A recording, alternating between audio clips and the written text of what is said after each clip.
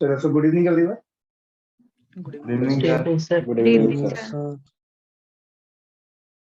So how was your test? How was your performance? कैसा sir लगा? NAT में minus क्यों नहीं लग रहा था साइन कीबोर्ड में माइनस हाँ सर, लग ही एनएटी नहीं के रहा पहले था। क्वेश्चन में, हाँ एनएटी के पहले माइनस क्वेश्चन लगा हम ही लोग नहीं। गलती करते हैं। अरे क्यों नहीं लगेगा, लगेगा ना। अब मेरे कीबोर्ड में माइनस आ ही नहीं रहा था, -12 पॉइंट मेरा आंसर आया हुआ था, लेकिन हाँ। उसमें लगे नहीं था। और यार सर, सॉरी मतलब प्रसाद, मैं तुमसे बोल रहा हूँ कि ये 9th लास्ट क्वेश्चन में एम का डाटा नहीं दे रखा था ना एनएटी में, मतलब वो वाले बॉडी का। एम की जरूरत नहीं थी सच में। जरूरत नहीं थी। अच्छा पता नहीं, तो वो उसको देख के छोड़ दिया। ये क्वेश्चन हम लोगों ने करा है ना वैसे, जिसमें कुछ था ऐसा एग्जांपल में कि वाटर हाँ। लाइक सब देख लिया जूल था। पर केल्विन।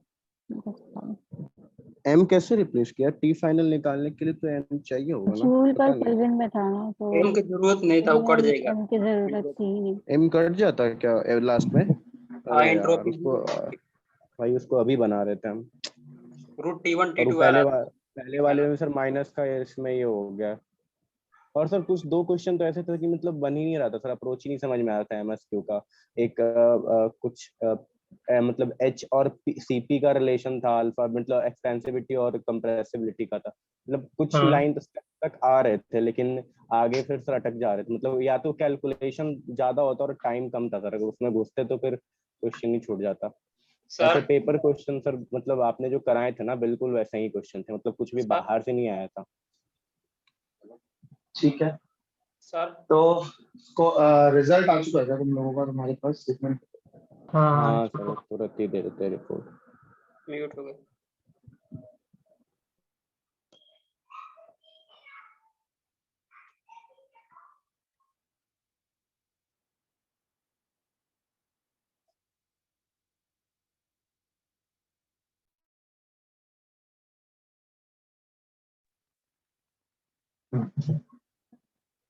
चलो स्टार्ट करते हैं।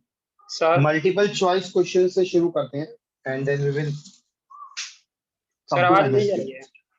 हाँ हाँ, आ रही है सर। सर सर, एमएसक्यू से करिए ना स्टार्ट। सर मेरा टेस्ट सर अरे नहीं हो रहा है, एक्सपायरी लिख दिया।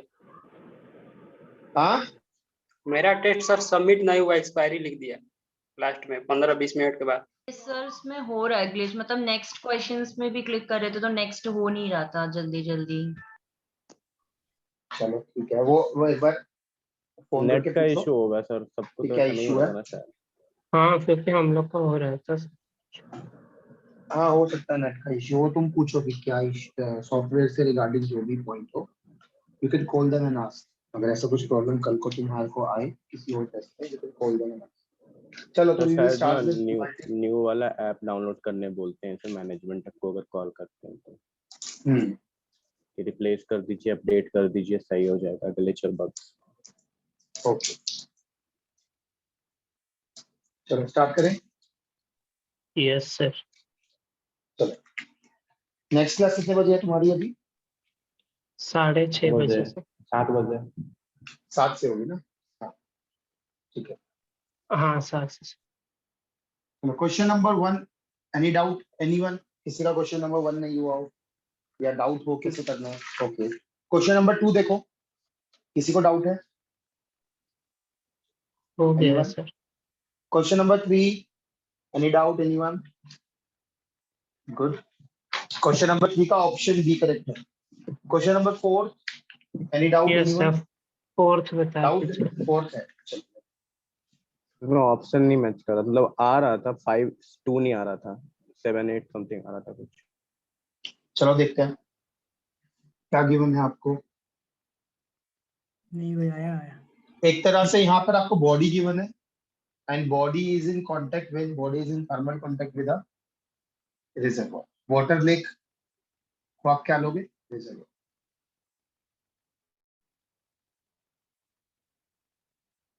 Now this body is having mass 10 gram.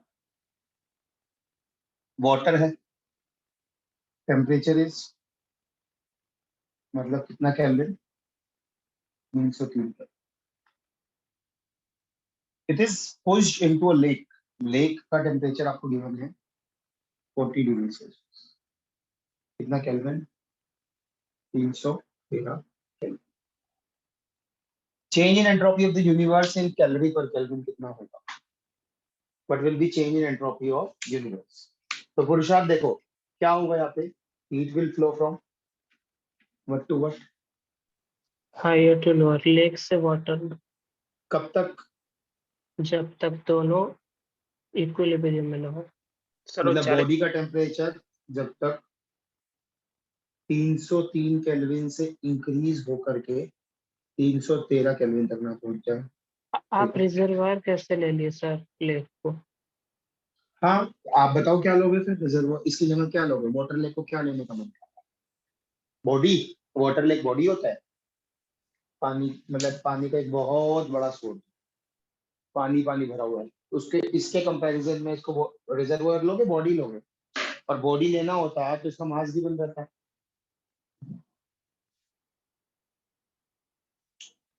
बताओ स्टूडेंट्स क्या लोगे आप इसमें?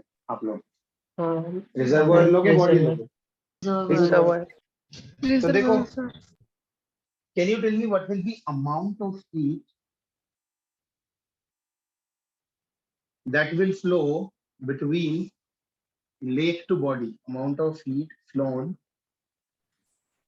from lake to body. Amount पूछ रहा हूँ, अमाउंट कितना होगा, कैसे निकालोगे? Delta T. m जितना किसका? वो बॉडी का मास, हाँ बिल्कुल, m specific heat of water into में व्हाट माइनस, ये इंपॉर्टेंट। T2 माइनस T1 होगा क्योंकि अमाउंट हाँ पॉजिटिव अमाउंट होता पूछ है। रहा हूँ ना, तो 313 माइनस 303। तो देखो जरा मास कितना है, 10 ग्राम। हीट कैपेसिटी नहीं भी मान लो दी जाती तो 1 कैलोरी पर ग्राम पर केल्विन इनटू में 10 केल्विन, तो देखो कितना आ रहा है, 100 जूल। इसका मतलब 100 joule heat will flow from lake to body. आपको निकालना है change in entropy of universe. ये बताओ ये प्रोसेस रिवर्सिबल है या इरिवर्सिबल? इरिवर्सिबल। रिवर्सिबल है sir. This flow of heat is irreversible. Change in entropy of universe निकालना है, किसके बराबर है change in entropy of universe निकालना? It is equivalent to determining change in entropy of this isolated body. So change in entropy of universe is nothing but change in entropy of body plus में change in entropy of reservoir. ये कितना आना चाहिए? change in entropy of universe should be for sure greater than zero. But body का कितना होगा? body का positive होगा, reservoir का कितना होगा? नेगेटिव होगा। इन दोनों का सम ऐसा होगा कि ओवरऑल आपको एक पॉजिटिव चीज होगी। ये अमाउंट निकल सही पाओ। आया है सर।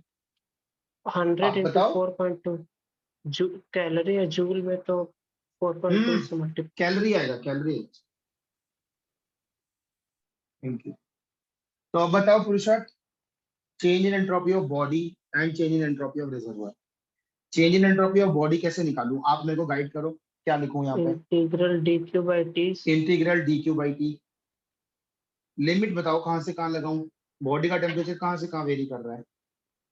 सर T1 से T2। हाँ 303 से बढ़ करके 313 हो रहा है। डेल्टा क्यू की जगह क्या रखोगे? mc T1 minus T2। mc dt by में t, क्यों t1 माइनस t2 क्यों रखा है? dq है ना, मैं क्यों थोड़ी ना पूछ रहा हूँ आपसे। यस हाँ। It will be mc dt over में t, टेम्परेचर गोज फ्रॉम 303 से 313, so it will be m1 cw ln of 313 by में 303। मास को पुट करो 10, ये है 1 कैलोरी पर ग्राम पर केल्विन, ln of 313 by में 303। So therefore change in entropy of body 1 0.3247 calorie पर kelvin. Change in entropy of reservoir बताओ। Change in entropy of reservoir भी आप इसी फॉर्मूले से स्टार्ट करोगे, integral delta Q by T. But reservoir का टेम्परेचर चेंज नहीं हो रहा, रिजर्वायर बेशक से हीट लूज कर रहा है। रिजर्वायर की बेसिक प्रॉपर्टी यही है, क्योंकि ये रिजर्वायर है, it is having infinite heat capacity. तो इससे कितना ही हीट निकाल लो, इसका टेम्परेचर नहीं चेंज होगा, and hence it will be temperature of reservoir will come out of the integral. It is nothing but delta Q by में T reservoir. तो delta Q मतलब रिजर्वोयर कितना हीट लूज कर रहा है, कितना हीट लूज कर रहा है, माइनस Q हीट लूज कर रहा है, minus Q. So therefore it will be minus 100 calories by में temperature of reservoir is 313 kelvin. तो ये आ जाएगा बेटा आपका, वैल्यू बता देता हूँ एग्जैक्ट, माइनस 0.3195 कैलोरी पर केल्विन. तो देखो change in entropy of universe कितना आ गया, हाँ 0.3247 माइनस 0.3195. अच्छा मैं यहाँ पर आपको थोड़ा सा सब लोगों को कुछ इंपॉर्टेंट पॉइंट बताना चाहूंगा. देखो ऐसे क्वेश्चंस में जहां पे मुझे change in entropy of universe निकालना, मतलब it will be something plus something, तो मुझे नहीं पता कि इन दोनों में किस डेसिमल प्लेस पे फर्क आने वाला है.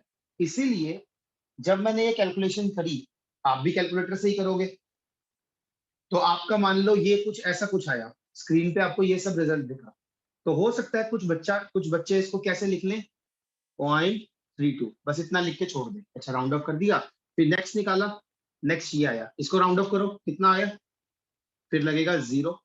आंसर कितना आ गया, 0 कैलोरी पर केल्विन. तो लगेगा नहीं यार हमने फिर आपको समझ में आएगा यार हमने एक मिस्टेक कर दी, हमें राउंड ऑफ नहीं करना था. आंसर हो सकता है 2 डेसिमल प्लेस तक डिफरेंट ना हो, बट ये 3rd और 4th डेसिमल प्लेस में डिफरेंट. फिर आप दोबारा कैलकुलेटर पे वही कैलकुलेशन करोगे. तो इसीलिए टाइम सेव करने के लिए शुरू में ही हैबिट बनाओ, जब भी आप कोई कैलकुलेशन कर रहे हो और उस कैलकुलेशन के बहुत डिफरेंट पार्ट्स अलग अलग कैलकुलेट कर रहे हो, तो निकालते वक्त कोशिश कर लो 4 डेसिमल प्लेस तक आप रख लो. बात समझ में आ रही है मैं क्या बोलना चाह रहा हूँ? Yes sir. ठीक है, तो आंसर आपका आ जाएगा 0.0052 कैलोरी पर kelvin, and hence option is. मेरे से हुआ लिख लो था बेटा. थोड़ा गलती. हाँ सर. हाँ यही गलती हुआ होगा, मैं लेकिन बता जीरो रहा नहीं हूँ. नहीं सर, एक का 3 डेसिमल ले लिए थे, एक का 2 डेसिमल लिए थे, तो उसमें हाँ से हम मैं पता बता चल रहा हूँ. गया. तो इसीलिए हाँ फिर पता चल गया होगा कि गड़बड़ हो गई, इसलिए फिर दोबारा थोड़ा बैक गए होगे.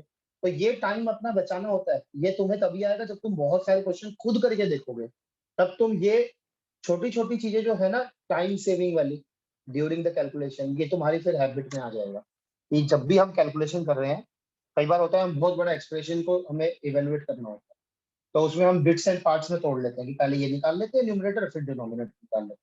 तो राउंडिंग ऑफ कम से कम करो, मतलब न्यूमरेटर निकाल रहे हो तो 4 डेसिमल प्लेस तक रखो, डिनोमिनेटर निकाल रहे हो तो 4, फिर उसके बाद जो डिवाइड करके फाइनल आंसर में राउंडिंग करो. इससे फिर चांसेस ऑफ कमिटिंग एरर कम हो जाए. क्वेश्चन नंबर 5 देखो, एनीवन डाउट, इसका नहीं हुआ?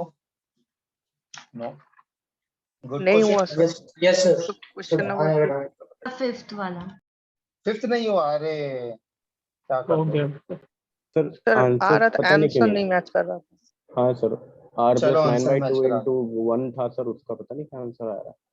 लोग ठीक है, 10 था, आंसर मैच. उसको एक्सपोनेंशियल में चेंज करा था, उसमें 2.303 का मल्टीप्लाई करना था. सीधा आ गया था गलती हो गया. 45.72. चलो ऐसा करते हैं, आंसर मैच करवा अभी देखो. लोग का प्रॉब्लम था. इसको नोट करो, इसको नोट करो. ये कर लिया सर, मैं हो गया.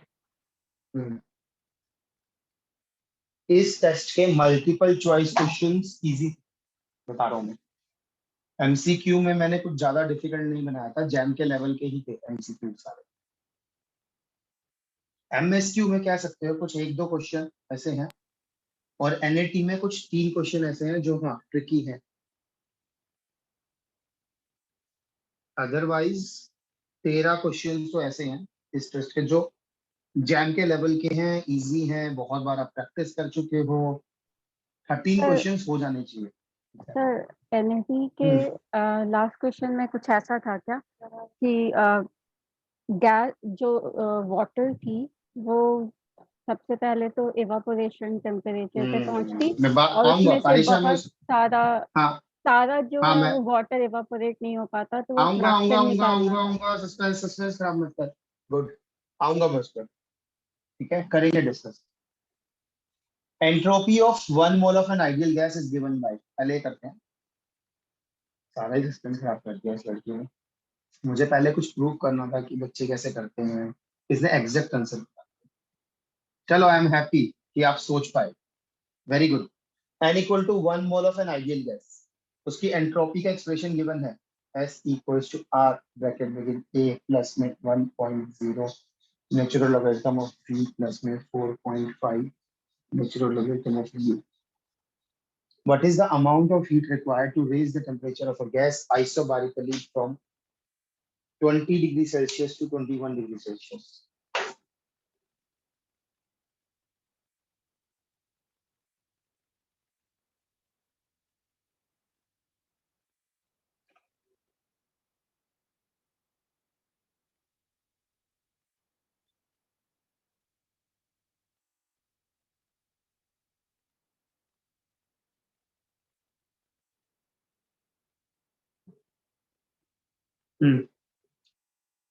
इस एक्सप्रेशन को लिखकर बताओ कैसे निकालूं ये मैं। हाँ, ये इससे delta Q N C P D T होगा, N1 ले लेंगे और ठीक है, बस बस बस बस, बस जाना नहीं, N1 ले लेंगे, समझ में आता है क्योंकि दिख रहा है N1 ले लेंगे। डेल्टा डी कितना गिवन है, 1 डिग्री सेल्सियस या फिर 1 केल्विन। इसको आप 1 डिग्री सेल्सियस बोल लो या 1 केल्विन ले लो, बात एक ही है। ये आपको गिवन है 1 मोल। सारी दिक्कत बस एक ही है, और वो दिक्कत क्या है, सीपी। सीपी। सीपी निकालना है, और सीपी के लिए कुछ गिवन है कि यार इससे निकालना है। This is your task. CP होता क्या है, इस क्वेश्चन को मैं कई तरीकों से कर सकता हूँ। सीपी बताओ, सीपी होता क्या है? CP is molar heat capacity eight constant pressure. Mathematically इसको कैसे लिखते हो, 1 बाय n। फर्दर इसको कैसे लिखते हो, एंट्रोपी की फॉर्म में, TdS by del T at constant P by N। अब देखो बात समझो, क्या दिया हुआ है, एंट्रोपी। आपको बस क्या करना है, एंट्रोपी को डिफरेंशिएट करना है with respect to temperature at constant pressure, आपका सीपी आ जाएगा। ऐसा है क्या? तुरंत अगर मैं इक्वेशन नंबर 1 को डिफरेंशिएट कर दूं, पार्शियली डिफरेंशिएट कर दूं with respect to temperature keeping pressure constant, answer आ जाएगा क्या? ये बताओ। ऐसी एक्सरसाइज आपने एमएसक्यू में की करी है, thermodynamic potential and Maxwell relation के एमएसक्यू शायद नंबर 1 या नंबर 2, उसमें सेम एक्सरसाइज है। सोचो सोचो हम बच्चों। वैल्यू पुट करके किए थे, v और u की जगह रख दिए थे, देखो तब किए थे। बहुत मेथड है, बहुत मेथड है। अभी तुम जैसे मैं बोल रहा हूँ सोचो, क्या इस S को with respect to temperature differentiate करके कीपिंग प्रेशर कांस्टेंट करके सीपी आ जाएगा? क्या प्रॉब्लम लग रही है? अगर नहीं आएगा तो क्यों नहीं आएगा, प्रॉब्लम क्या लग रही है? इसलिए नहीं आएगा क्योंकि v और u t के टर्म में नहीं है और v के टर्म में। भी को चेंज ठीक है करना ना, प्रेशर वो तो मैं कर लेता हूँ। चलो देखो देखो पूछा, वो तो मैं कर लेता हूँ। चलो यू को कर लेता हूँ, S इज R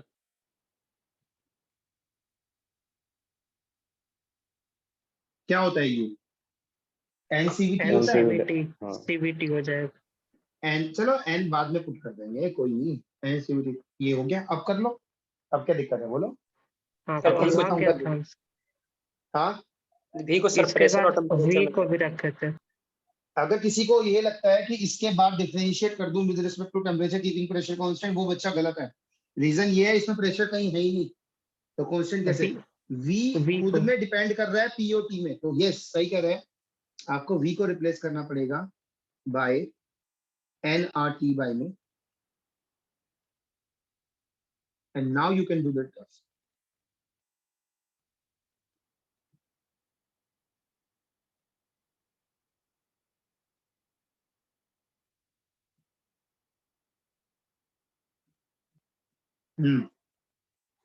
अब बताओ बेटा कैसे करें। LN del S by del T करना है, वहां पर एलएन एनआरटी माइनस पी को जरूरत है क्या? चलो कर लो, तुम छोटे बच्चे हो ना, तो कर लो चलो। ln of p। अब बताओ नेक्स्ट बताओ, मुझे del S by del T करना है एट कांस्टेंट p। बताओ r, तो r बाहर ले लेंगे, a का बताओ, a का बताओ जल्दी। जीरो हो जाएगा। जीरो। जीरो इसका होगा। बताओ, इसका बताओ जल्दी से। तो 1 by nRT into n। ये ना 1 बाय 1 एनआरटी बाय t बोलो ना यार, 1 बाय t बोलो सीधा, मुझे तो 1 बाय t दिख रहा है सीधा। यस तुम क्या 1 बाय nRT इनटू मेरा। अच्छा आगे बताओ, नेक्स्ट बताओ जल्दी से। 4.5 cv। अरे 4.5 t 4.5 में t। नेक्स्ट का बताओ। वहां पर जीरो हो जाएगा। जीरो। अच्छा, अगर मैं टी से गुना कर दूं, टी से गुना कर दूं, divide by T number cut off गया। मोल्स कर दूं, divide by number of moles कर दूं, तो सीपी क्या आ गया बेटा, बताओ जल्दी से। R into 5.5 5.5 आर ओवर में एन, एन कितना गिवन है, 1 1 मोल, सीपी कितना आ गया, आ गया 5.5 आर, और देखो डेल्टा क्यू कितना आ गया, डेल्टा क्यू था एन सीपी डेल्टा, तो N is 1, CP is 5.5 R, delta T was 1, तो आंसर आ गया आपका। आपको इन फॉर्म ऑफ आर निकालना था शायद, तो देयरफॉर नहीं आंसर इज नहीं, तो मल्टीप्लाई कर दो, 8.314 से मल्टीप्लाई कर, 45.72 या 3 ऐसे है 40 कितना आ रहा है बेटा, 45 45.73 जूल, ठीक है, तो this is matching with option B, this is one of the method. Can any one of you tell me Yes, any sir, other दूसरे अप्रोच से। कि सर मैं तो ऐसे सोचूंगा ही नहीं, मेरे को कुछ और मेथड क्लिक किया, डायरेक्ट कर दिया सर, इसी को डिफरेंशियल फॉर्म में लिख दिया और फिर इवेंचुअली रिप्लेस कर दिया टर्म्स को, तो वहां से और ज्यादा अरे इजी गाइड हो करो, गया। देखो देखो अभी ओके सुनो, ओके अभी सर। गाइड करो, क्योंकि अभी आपको बहुत लोग सुन रहे हैं, तो देखो सचिन कुछ बताना चाह रहा है, सचिन कह रहा है इक्वेशन नंबर 1 को डिफरेंशियल फॉर्म में लिखो, writing this is method number 2 demonstrated by one of your classmate, so देखो rewrite equation number 1 in differential form, okay Sachin, तो बताओ ds will be equal to R times r bracket बाहर, के बाहर है a dv का by करेंगे v तो 0, 1.0, ln b का करोगे तो dv by v, very good, plus आगे देखो प्लस 9/2, 4.5 हाँ, फिर NCV du by divide u, by NCV T. Good, तो यहाँ तक आ गया, ठीक है। अब देखो सचिन ने सोचा कि यार इसको डिफरेंशियल फॉर्म में कर लेते हैं, डिफरेंशियल फॉर्म में it is ds equals to r dv by में v प्लस में 4.5 du by में u। Students can you tell me, जरा सोचो, सचिन अभी चुप रहना, स्टूडेंट्स आप लोग सोचो, आप कोई और फॉर्म जानते हो जिसमें ds का कुछ एक्सप्रेशन हो इन form of something dv something du, एक बहुत फेमस इक्वेशन है जो मैं लिखवाता हूँ हमेशा कि स्टार्ट फ्रॉम दिस, क्या है वो, combined form of, first and combined form of thermodynamics. First and second law of thermodynamics, बहुत बढ़िया सचिन, तो देयरफॉर देखो TdS will be equal to du plus में प्लस TdV और माइनस में इक्वल टू, हाँ n इज कांस्टेंट, तो हाँ, ds ठीक। will be equal to, now if I compare this equation with this equation, dv के coefficients को compare करेंगे तो p by t is equal to r by t, और ये तो कोई नई इक्वेशन नहीं आई, ये तो मैं जानता ही हूँ, this equation is valid for 1 mole of an ideal ideal gas दे रखा है इक्वेशन। Yes sir. नेक्स्ट, और वो भी 1 मोल दिया हुआ है, तो ये इक्वेशन तो आनी भी चाहिए थी।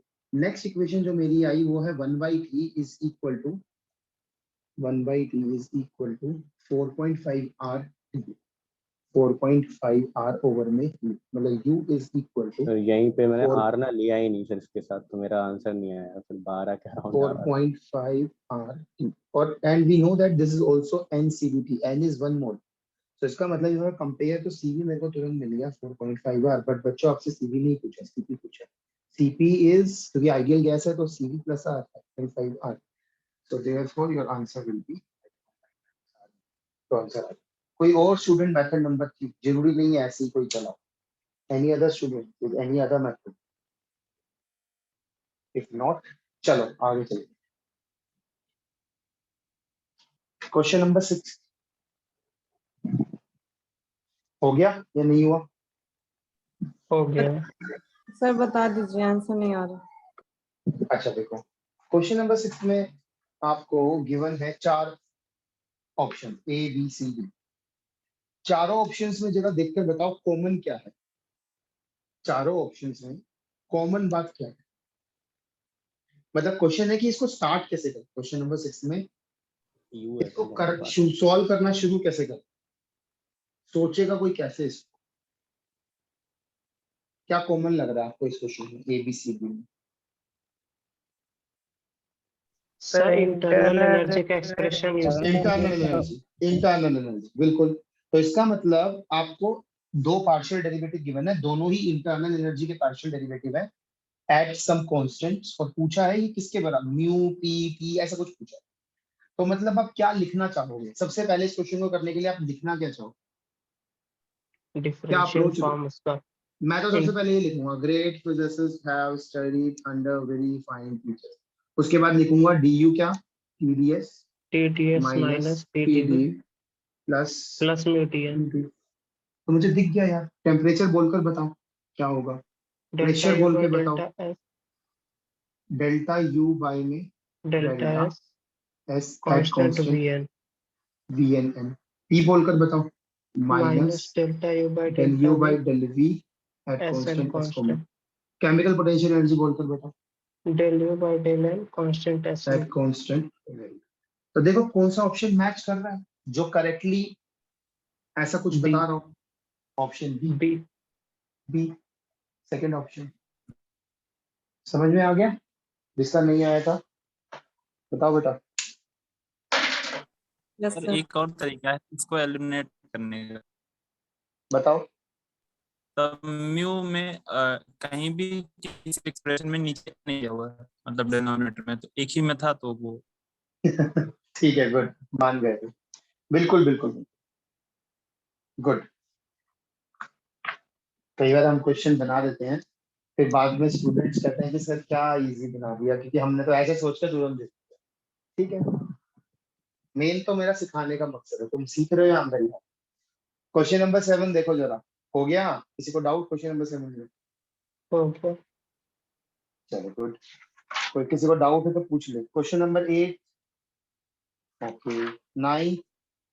हाँ 9 बता दो 9 किस का नहीं हुआ? 9 का ऑप्शन ए इज करेक्ट। किस का नहीं हुआ? Option A, raise your sir hand. Attempt नहीं किया सर। पुरुषार्थ का नहीं हुआ, और बस that's it. Only single student 2 3 4 5 7 8 9 11। ठीक है, तब काफियों का हो गया, तो ऐसा नहीं है कि 13। क्वेश्चन नंबर 9 की बात हो रही है। ठीक है, देखो तुम ट्राई करना इसको, मैं पुरुषार्थ ही छुड़वा रहा हूँ। एक बार तुम ट्राई करना, इजी क्वेश्चन, एक बार फिर ट्राई करना, थोड़ा स्ट्रगल करो इसको। ठीक है ये मतलब ऐसा नहीं है कि मैं ले नहीं सकता, बस इस क्वेश्चन को लेना नहीं चाह रहा, because I want you guys to struggle. Question number 10 timing देखो। इश्यूज की वजह से भी हो तो। गया 10 हो गया 10 ठीक है, 10 अच्छा है, 10 हो गया तो बी हैप्पी। नहीं हो हुआ तो गया मेरा पूछो किसी का। नहीं हुआ, ठीक है, हो गया, चलो ठीक है, done. So all MCQs are discussed from my side. नहीं हुआ 10 हाँ 10 नहीं हुआ, सर चलो नहीं। देखो 10th अच्छा क्वेश्चन है, 10th डिस्कस करना है। ऐसा नहीं है कि पुरुषार्थ ने 9 बोला मैंने नहीं किया, रीजन है बस कि I want him to try. अभी सर क्वेश्चन वो नंबर 10 थोड़ा अच्छा क्वेश्चन, इसलिए देख लेते हैं। सर कुछ कुछ क्वेश्चन ऐसे टाइम फैक्टर की वजह से भी तो नहीं कर पाए, मतलब ऐसा टाइम नहीं के है कि कारण, मतलब कि मतलब कि हाँ बिल्कुल बिल्कुल बिल्कुल, कि तुम्हें मतलब ये तुम्हारे ऊपर, सर के ऊपर तलवार लटक रही थी कि हमको 3 मिनट में ही करना है क्वेश्चन, या 2 मिनट में ही करना है, हाँ, तो नहीं वरना किया। ऐसा नहीं होता तो हो जाता, हम ऐसा कुछ था और नहीं। अगर अब हमारे पास सर 4 घंटे होते तो हम तो सारे के सारे कर देते। तो देखो अभी मैं बता रहा हूँ ना, डेढ़ पहला घंटा मेरा इनफ देखो, था। सुनो, टीचर का पहला टास्क क्या होता है? 100 बच्चे बैठे हैं, 100 में से 50 बच्चे तो मान के चलो ऐसे हैं जिनको बेसिक्स भी क्लियर। सोचो तुम जब मेरे पास आए थे, जब तुम मासूम बच्चे थे, कहाँ से तुमको उठा करके कहाँ लाना पड़ा, फिर उसके बाद कंसेप्ट समझाओ अच्छे से, फिर उसके बाद क्वेश्चंस ट्राई करने के लिए फोर्स करो कि उनको करने ही करने हैं क्वेश्चन एज अ होमवर्क, अगले दिन उनका डाउट्स, फिर तुम जाके कहीं कुछ ना कुछ तैयार होते हो टेस्ट के लिए। फिर टेस्ट में obviously it is a step by step process. ऐसे लगेगा कि कई बार तो ये क्वेश्चन हो नहीं, कई बार लगेगा हो जाएंगे, 2-3 घंटे दे दो इन्हीं 20 क्वेश्चन के लिए। तो ऐसी स्टेज पे हो तो ठीक है, वो भी फिर ठीक है, ग्रेजुअली यू विल लर्न। ये तो तुम्हें अब तुम्हें वर्क करना है, अब इस पे थोड़ा फास्ट हो जाना है, तुम स्पीड प्रैक्टिस।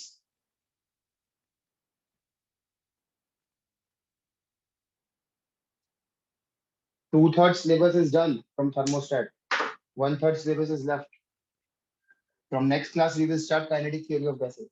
अभी देखो question number 10, a process is performed on two। अच्छा, और ये और बात बता देता हूँ, हर साल 10 क्वेश्चन आएंगे थर्मोस्टेट में से, थर्मोस्टेट में 10 क्वेश्चन आ रहे हैं, तो केटीजी और एसएम इतने इंपॉर्टेंट चैप्टर हैं, 4 तो आएंगे ही आएंगे। किसी किसी साल ऐसा भी हुआ है कि 5 क्वेश्चंस इनमें से डाल, देख रहे हो, कहने को it is 30%, 33% of your syllabus, कहने को they are 2 chapters, but almost 40-50% probability है यहाँ से क्वेश्चन बनने।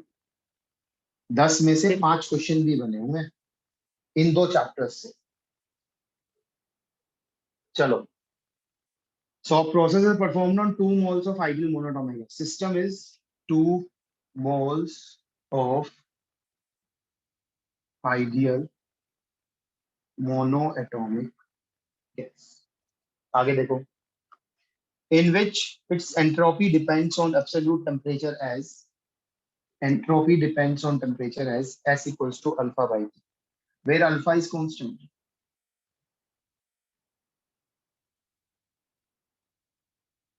Alpha एक constant है. What is the work performed by the gas if its temperature varies from T1 to T2? देखो, सिस्टम गिवन है आपको, इनिशियल पॉइंट गिवन है, फाइनल पॉइंट गिवन है। जरा ध्यान से इस क्वेश्चन को पढ़ो, कहीं पे भी देखो प्रोसेस बताओ, प्रोसेस पढ़कर बताओ प्रोसेस क्या गिवन है, अच्छे से देखो और प्रोसेस बताओ, प्रोसेस क्या गिवन है इस क्वेश्चन। किस प्रोसेस के थ्रू गैस होकर जा रही है T1 से T2? आइसोथर्मल, आइसोबारिक, सम आर्बिट्री प्रोसेस, कैसा प्रोसेस? आर्बिट्ररी। हाँ, बट उसकी इक्वेशन गिवन है, चेक करो कैसा प्रोसेस, उसकी इक्वेशन गिवन है? नहीं थी। नहीं दी, बट वर्क डन हम कैसे निकालते हैं यार? हम तो हमेशा वर्क डन इसी चीज से निकालते हैं। वर्क डन तो मेरा पार्ट डिपेंडेंट होता है, पीडीवी, इनिशियल से फाइनल जाते हुए मुझे वर्क डन निकालने के लिए एक चीज तो पक्का पक्का लगेगी, और वो क्या है? पी का एक्सप्रेशन। पी का एक्सप्रेशन मतलब सिस्टम की इक्वेशन, सॉरी प्रोसेस की इक्वेशन। जिस प्रोसेस पे, जिस पाथ पे आप इंटीग्रेट कर रहे हो उसकी इक्वेशन तो मुझे लगेगी, तभी तो मैं लाइन इंटीग्रल निकाल पाऊंगा। प्रोसेस ही नहीं गिवन, क्वेश्चन में गिवन ही नहीं है, नॉट गिवन, फिर कैसे करोगे? वर्क डन कैसे निकालोगे? हाँ, हमारे पास एक और तरीका है ना, first law of thermodynamics, first law of combined form of first और सेकंड लॉ ऑफ थर्मोडायनामिक्स, और वो होता है ये।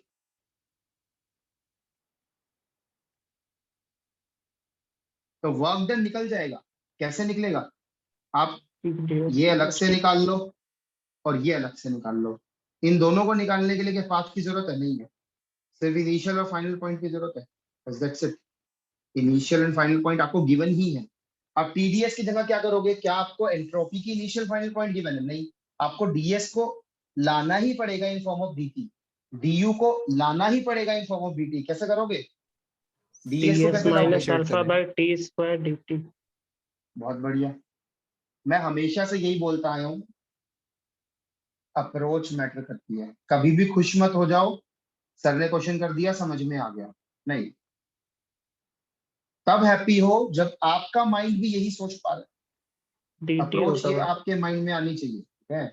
सेम अप्रोच, या हो सकता है को तुम कोई और इजी अप्रोच ले आओ। Approach matters.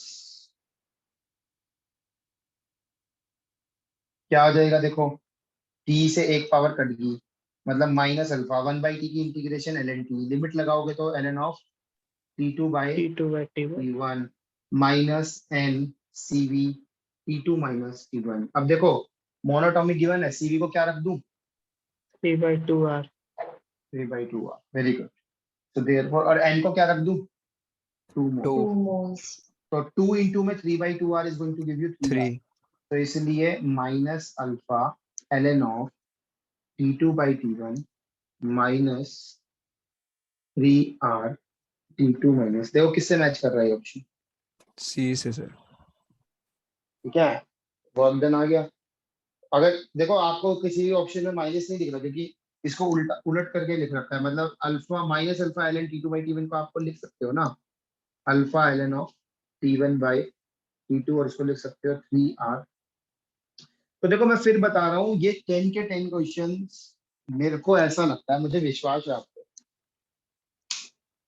काफी स्टूडेंट्स कर लेते अगर मैं ये 10 क्वेश्चन आपको आधे घंटे में नहीं, क्योंकि 20 क्वेश्चन आपको 1 घंटे में करने थे, 10 क्वेश्चन आपको आधे घंटे में।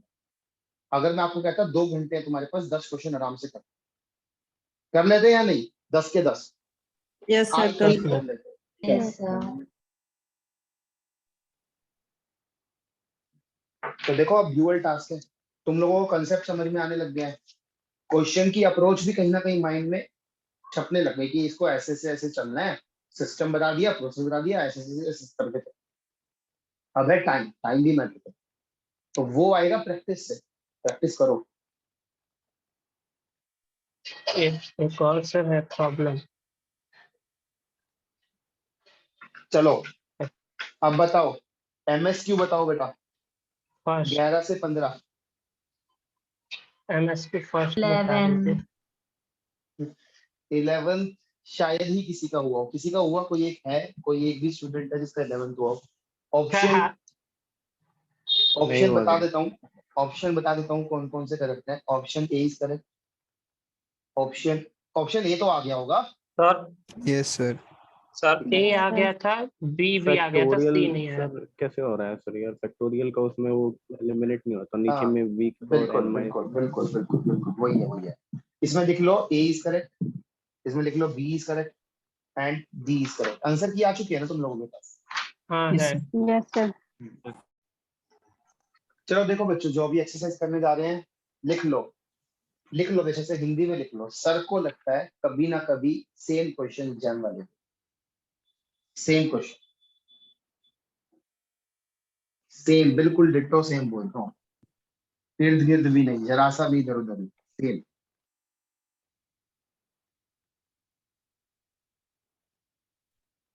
एकदम सेम कैसे सर? एकदम से, अरे मतलब लैंग्वेज बदल देंगे, इंग्लिश हिंदी कुछ कर, इंग्लिश आगे पीछे कर देंगे, बट सेम होगा। मतलब एफ भी यही गिवन होगा, इससे यही सब कुछ चीजें निकालनी होगी।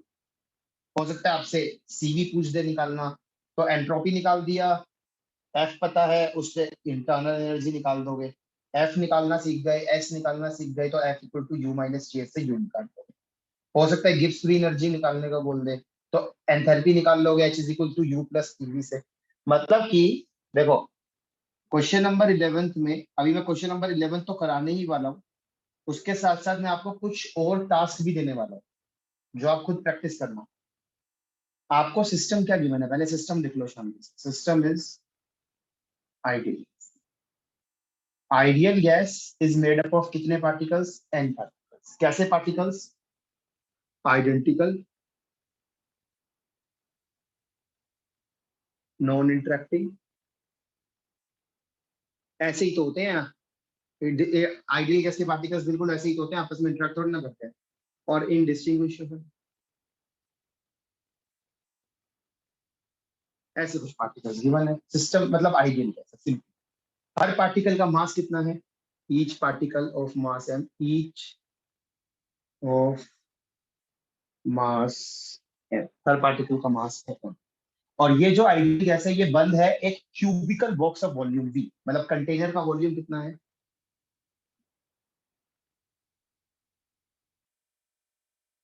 v। आपको गिवन क्या है क्वेश्चन में? एक एक्सप्रेशन गिवन, किसका एक्सप्रेशन है ये? हेल्महोल्ट्ज एनर्जी का। क्या गिवन है?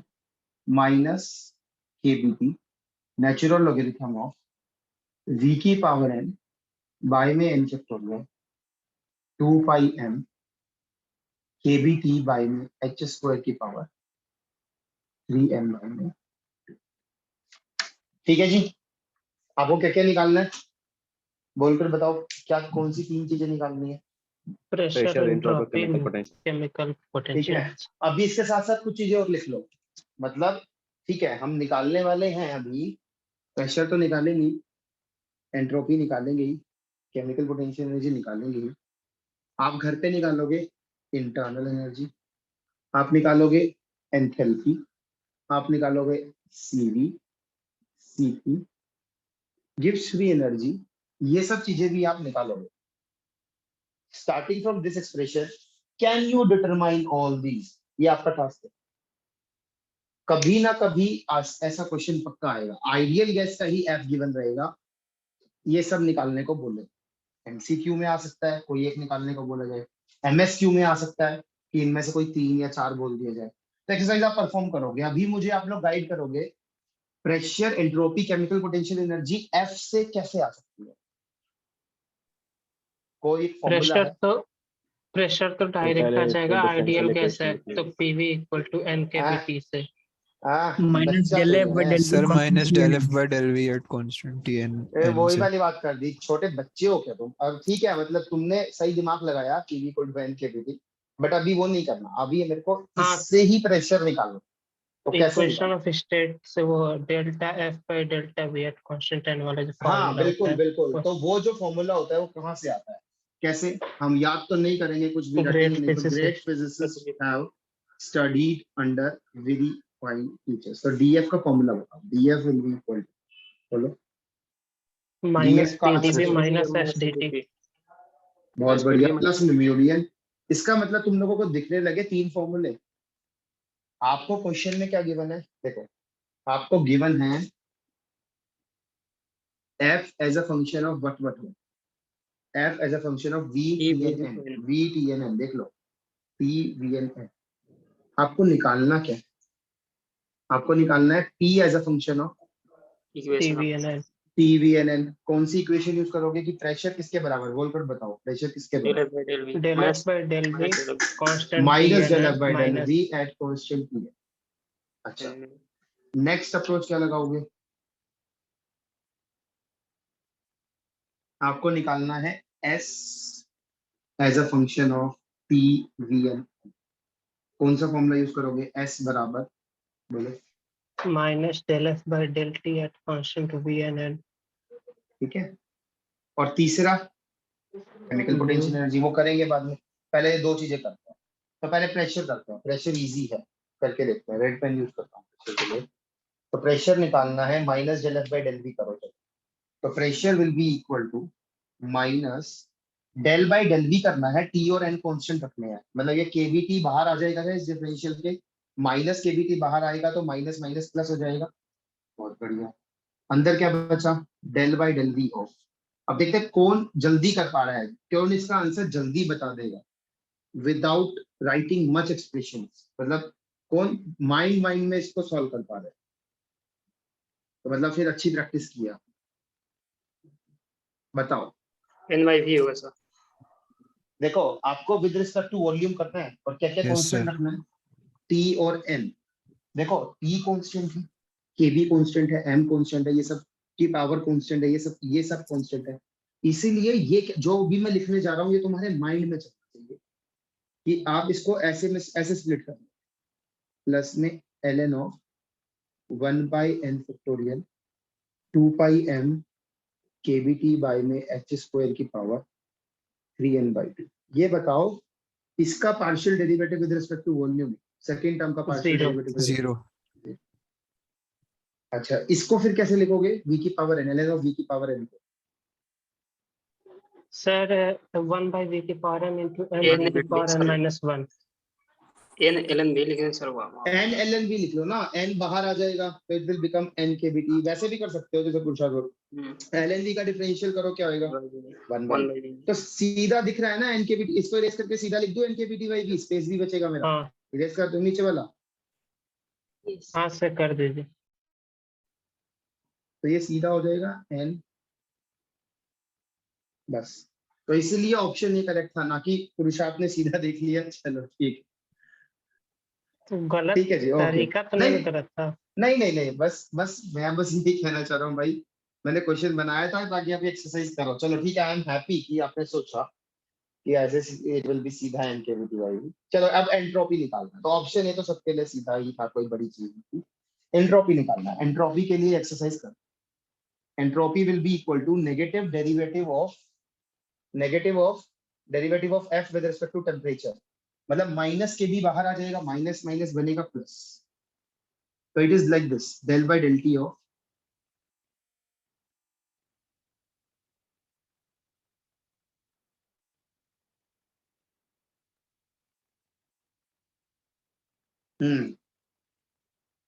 तो kindly help me in taking this derivative. कैसे करें?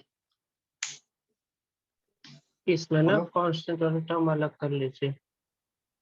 के बी अरे और डेल। वो बाद में कर लेंगे, वो बाद में कर लेंगे। ये बताओ क्या लगाओगे? 2 फंक्शन लिख रहे हैं, पहले किसका करोगे, किसको कांस्टेंट रखोगे, ये सब बातें बताओ। पहले किसका करोगे, टी का करोगे तो टी का डिफरेंशियल करोगे तो 1 आएगा। वन ln वाले टर्म को एज इट इज रख लो।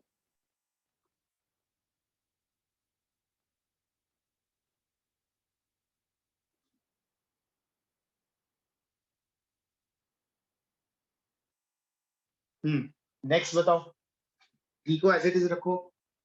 ln वाली का पार्शियल डिफरेंशियल करना है इस टर्म का with respect to temperature, keeping volume and number of particles to be constant. मुझे सीधा रिजल्ट बताओ क्या आएगा। ln 3n ऑफ का हाँ 3n/2 ln ऑफ वो t के पास 3n/2 और बाकी सारा कांस्टेंट है। अरे 3n/2 जाएगा। नीचे उतार लिया तो ln t का क्या आ जाएगा, ये नहीं आ जाएगा क्या सीधा 3n/2 में 1/t डिफरेंशियल करके। हाँ बोलो ठीक है। सो इसका किसी को नहीं समझ में आए तो पूछ ले। तो therefore t and t will get cancelled, बचा 3/2n। ऐसा कुछ एक्सप्रेशन आ रहा था क्या? मैं ये नहीं पूछ रहा कि फाइनल तक पहुंच पाए नहीं पहुंच पाए, ये ला पा रहे थे, ये तो आ जाना चाहिए। आ गया था इसमें। ये आ गया। ठीक है, ये आ जाना चाहिए भाई, इसमें कोई बड़ी रॉकेट साइंस नहीं है बेटा। अब थोड़ा स्टेप्स है, इसके आगे नहीं हुआ तो मान सकता हूँ। अभी देखो कैसे करना है इसके आगे, मतलब इस फॉर्मेट को आइदर ऑप्शन बी या सी की फॉर्म में कैसे लाया जाए। देखो सब लोग बोलते हैं क्या इस एक्सप्रेशन को ऐसे लिख सकता हूँ, ln ऑफ v की पावर n 2 पाई m के v by s square 3n/2 divided by n factorial है ये, तो इसको ऐसे लिख सकता हूँ, इसको हटा करके minus ln of n factorial. ये बोलो इसको अगर हटा दो तो ये हो सकता है या नहीं? हाँ लिख सकते हैं। अच्छा एक रिलेशन लिख लो, बहुत बार यूज करेंगे आने वाले चैप्टर्स में।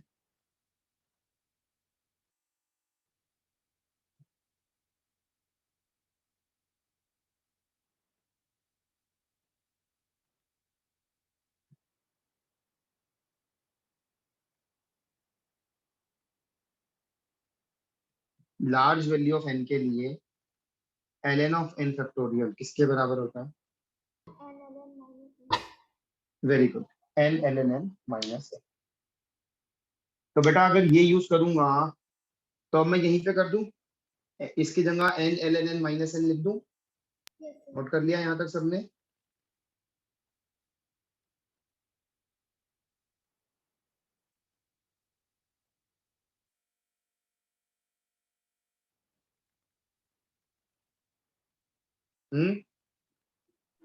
हाँ हो गया। देखो n ln n minus n, very good. तो अब माइनस अंदर ले जाओगे तो minus n ln n plus में n, 3n/2 और n जुड़ करके 3/2n और n adds up to give you 5/2 5 में। अच्छा अब ये देखो ln ऑफ v की power n 2 pi m k v t by x square की पावर 3n/2, इसको ऐसे लिख सकता हूँ। सब लोग देखो बोर्ड पे, इस एक्सप्रेशन को ऐसे लिख सकता हूँ, n नीचे ले आए ln ऑफ v इनटू में ऐसे लिख सकते हैं भाई, इसकी पावर n था, n को नीचे ले आया, क्या दिक्कत है?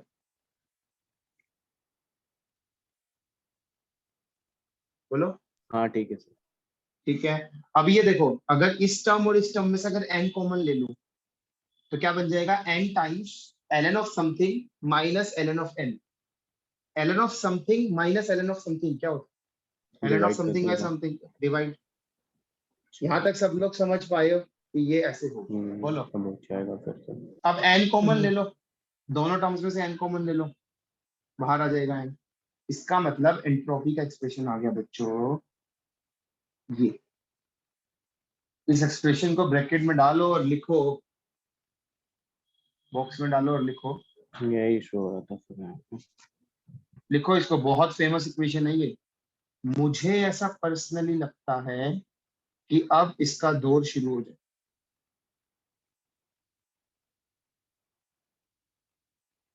मुझे बहुत ही स्ट्रांगली लगता है, बहुत स्ट्रांगली, ये इसमें से क्वेश्चन बनेगा आने वाले 1-2 सालों में।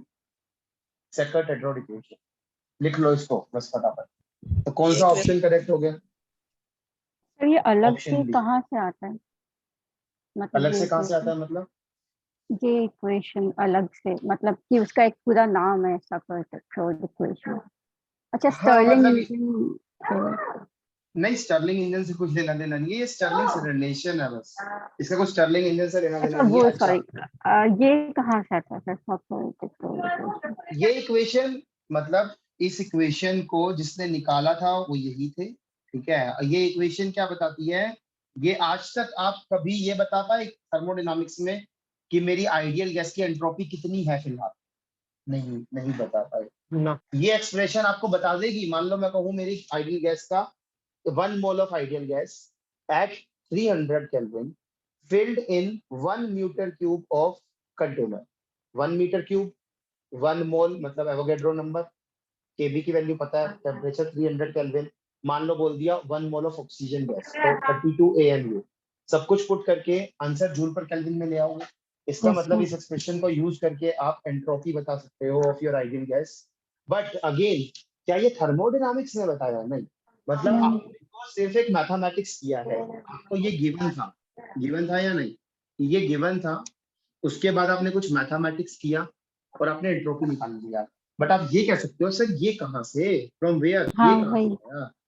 ठीक है, तो इसको लिख लो, sir will derive this in S, we will derive this in S. Okay. Right now what I have done, I have given you a small exercise which is a part of bigger picture जो कि आपको statistical mechanics में करनी है। But yes, given this, you can determine right now entropy, pressure, chemical potential energy and all this stuff क्योंकि आपको वो mathematical tool आप सीख चुके हो thermodynamic potential and Maxwell relation वाले चैप्टर में। बोलो, समझ में आया? Yes, sir. ये देखो, Yes, A sir. option is correct, B is correct and C is Hmm. wrong. तुम लोग लिख लो इस क्वेश्चन पे, वेरी वेरी वेरी इंपॉर्टेंट, क्योंकि साहिल सर को लगता है और मेरा गैस गलत नहीं जाता, ठीक है। अभी ऑप्शन डी देखो, ऑप्शन डी आपको निकालना है केमिकल पोटेंशियल एनर्जी। कैसे निकालोगे केमिकल पोटेंशियल एनर्जी का formula? Del F by Del del F by, F constant V2. ठीक है, एट कांस्टेंट टी कॉमा में, तो निकालो इसको। अब आप ये करोगे, खुद ट्राई करोगे घर पे कैसे निकालना है हाँ सर, इसको? Yes, ये sir. करेंगे। इसको ट्राई करना आप लोग। ऑप्शन डी में बता दे रहा हूँ, इट इज करेक्ट, आप लोग ट्राई करना इसको और साथ में बाकी सब भी निकाल करके देखना। चलो इसको नोट करो, आगे चलते हैं। क्वेश्चन नंबर 12 देखो, हुआ या नहीं हुआ? सर 2 ऑप्शन आ गया था और तीसरा नहीं आ रहा था, सी नहीं आ रहा था। देखो अगर बी आ गया तो फिर तो डी को तो बोल ही दोगे कि इनकरेक्ट है। वो नहीं, सी नहीं आ रहा था, ए और हाँ, बी आ गया था। ठीक है, हाँ बिल्कुल, ए भी आना, ए आ जाना चाहिए, बी भी आ जाना चाहिए, सी भी सी इजी है। अगर नहीं। आपका ए आ गया है ना, अगर मान लो ए आ गया तो सी में बचा ही क्या बेटा? सी यह में तो सर फिर कुछ डेली बचा बाय ही नहीं, डेली जीरो हो जाएगा। सी में तो कुछ बचा ही नहीं बच्चे। देखो पुरुषार्थ, ए आ गया ना आपका, ए में हाँ आपने प्रूव कर दिया। अच्छा पहले तो बताओ, किसी का ए भी ना आया हो, बी भी ना आया हो, किसी को अगर डाउट हो तो फिर स्टार्टिंग से देते हैं कुछ। ओके, गुड, नहीं है तो देखो पुरुषार्थ, इसमें आपका ये ऑप्शन आ गया है, del U by del T at constant V, आपने चेक कर लिया है कि ये यही है, बी आर ओवर में वी प्लस में बी बाई टी का होल स्क्वायर, ये आप चेक करो। आपको निकालना है, if volume is expanded isothermally from volume V1 to V2, then at high temperature change in internal energy will be what? If volume is expanded from V1 to V2 isothermally, तो process क्या गलत है? लिखा है, del B होगा और T होगा। Process क्या है? आइसोथर्मल एक्सपेंशन डेली बाय डेली। from temperature T1 to T2. Process is isothermal expansion from temperature from volume V1 to V2. आपको निकालना है चेंज इन इंटरनल एनर्जी। कैसे निकालोगे? Change in internal energy will be du का इंटीग्रल, du में तो कितनी टर्म होती है? अरे उल्टा लिख दिया क्या? del u by del v होगा क्या? हाँ हाँ, ठीक है ठीक है ठीक है ठीक है। तो देखो जरा, du क्या होता है बेटा? n cv dt प्लस में del u by del v dv integral integral. देखो ये तो जीरो हो जाएगा क्योंकि आइसोथर्मल है, dt इज जीरो। इसमें बस ये पुट करो, यहाँ पे पुरुषार्थ लिमिट लगाओ और फिर उसमें हाई टेम्परेचर लिमिट लगाओ। टेम्परेचर इज हाई, कुछ टर्म्स को इग्नोर करो, ऑप्शन डी आ जाएगी, करके देखना। Option C will be correct, prove it कि ऑप्शन सी इज करेक्ट। कुछ ज्यादा बस था जो नहीं इसमें। वैल्यू हाँ ठीक है, चलो क्वेश्चन नंबर 13 पे आ जाओ। क्वेश्चन नंबर 13 में डाउट है किसी को? हाँ सर है। अच्छा, हाँ सर हो क्वेश्चन गया। नंबर 13 देखते हैं चलो। एंड आई बिलीव कि क्वेश्चन नंबर 13 में आपने ऑप्शन ए या बी में से एक तो चेक कर लिया होगा कि ए करेक्ट है या बी करेक्ट है, मतलब डी यू वाला एक्सप्रेशन तो ले आए हो। प्रॉब्लम आ रहा होगा डीएच वाले में। ख्याल भी था सर। हाँ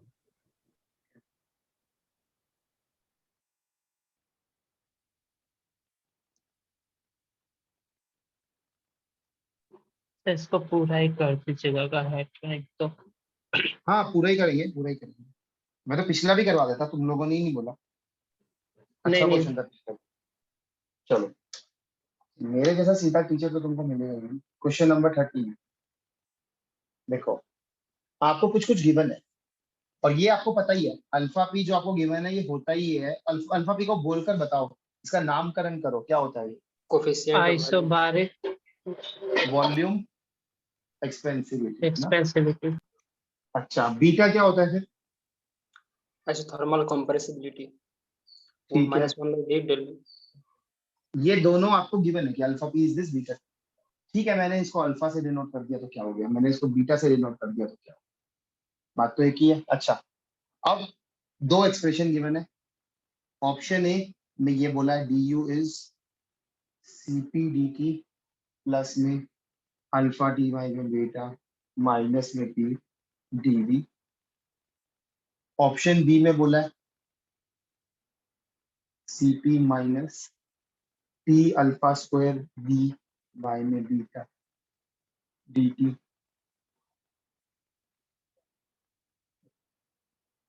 पहले यही चेक कर, फिर सी और डी चेक कर। कैसे, मतलब क्या मन कर रहा है आपका ये देखने के बाद, फिर कैसे शुरू करने का मन कर रहा है? कुछ तुम्हारे मन में भी तो आया होगा। हाँ combined first law second law आया था मैंने। कंबाइंड फर्स्ट लॉ से क्यों मन कर रहा है भाई? क्या ऐसा देख लिया आपने इसमें? इसमें टीडीएस कहीं एस दिख रहा है, एंट्रोपी तो मुझे नहीं दिख रहा। Internal energy function of TV. हाँ, ये तो मुझे भी लग रहा है कि यार u is a function of T and B. ये तो अप्रोच मेरा भी मन कर रहा है यूज करने का।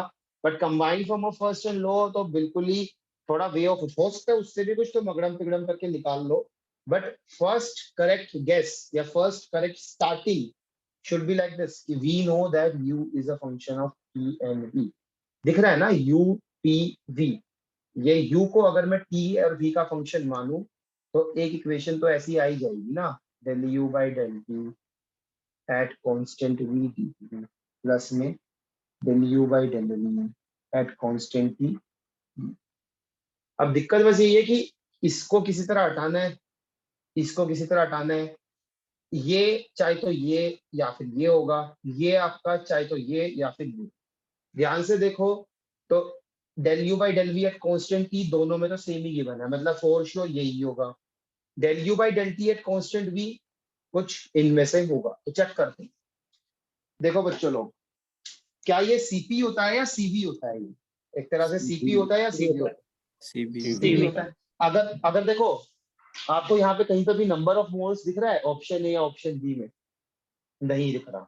इसका मतलब नंबर ऑफ मोल्स को क्या लेकर चले हैं? 1। नंबर ऑफ मोल्स को 1।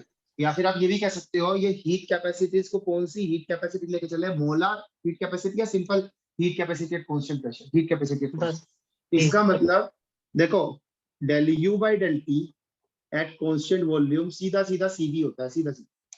बट मेरे को तो सीवी नहीं बल्कि सीपी की टर्म में लिखना है, तो सीवी को लिखा जा सकता है। अगर ये आइडियल गैस होता, मान लो ये आइडियल गैस होता तो मैं ऐसे लिख देता, बट ये आइडियल गैस थोड़ी ना, ये तो कुछ भी गैस हो सकती है, कुछ भी सिस्टम हो सकता है। इसीलिए मुझे इसको लिखना है इन टर्म्स ऑफ, मेरा टारगेट है कि मुझे लिखना है इसको इन टर्म्स ऑफ सीपी। आपको एक इक्वेशन पता है CP minus CV is T del p by del t at constant volume। नहीं तुम्हें याद थोड़ी ना, याद करने के लिए मना किया था। तो आपको ये एक्सप्रेशन निकालने के लिए आपको क्या करना है? You need to start with, मतलब आपको बिल्कुल रफ में तुरंत आपको Cp माइनस Cv निकालना है।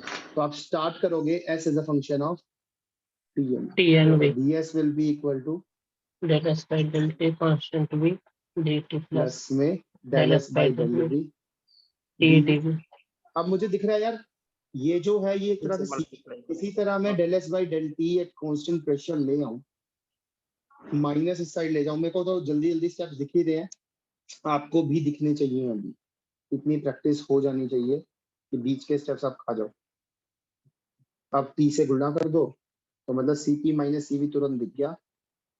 ये भाई साहब जो होते हैं SPTV से, del P by del T at constant V. मतलब आपको ये डिराइव करना आना चाहिए विद इन नो टाइम, बहुत बार यूज करने को मिलेगा। इसका मतलब Cv क्या हो जाएगा, Cv हो जाएगा Cp माइनस T।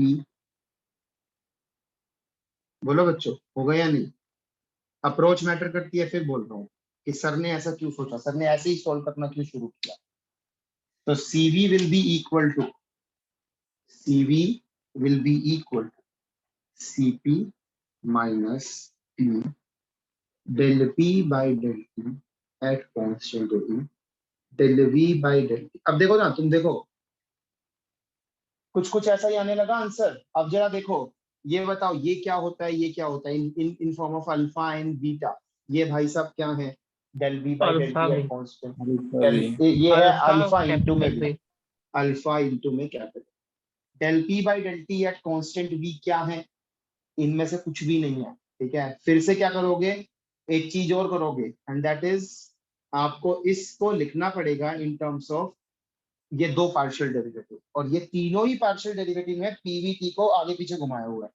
तो इसका मतलब पीटीवी को अगर मैं पोलर इक्वेशन लिखूं तो del P by del T at constant V into में पीवीटी इंटू में वीपीटी इसके बराबर -1। तो वहां से मुझे मिलेगा पीटीवी किसके बराबर, -1 बाय में del T by del V E del V by del P T। इसका मतलब ये जो आगे आपका ये कुछ है। अभी देखो जरा, इसको मैं ऐसे लिख सकता हूँ, नीचे इसको पढ़ा रहने दूं क्योंकि ये तो बीटा का ही एक कुछ पार्ट है, इसको ऊपर ले जाओ। तो del V by del T at constant P over में del V by del P at constant T। क्या करूं, ऊपर नीचे, नीचे ये ऊपर माइनस था इसको नीचे ले आऊं, ऊपर नीचे क्या करूं, 1/v से डिवाइड कर दूं। ये क्या बन गया, अल्फा पी, ये क्या बन गया, बीटा टी। तो अल्फा बाई बीटा आ गया। प्रूफ कर सकते हो ना आप लोग, del P by del T at constant P आप लोगों को करवाया भी था मैंने कि this is nothing but alpha पाई में बीटा।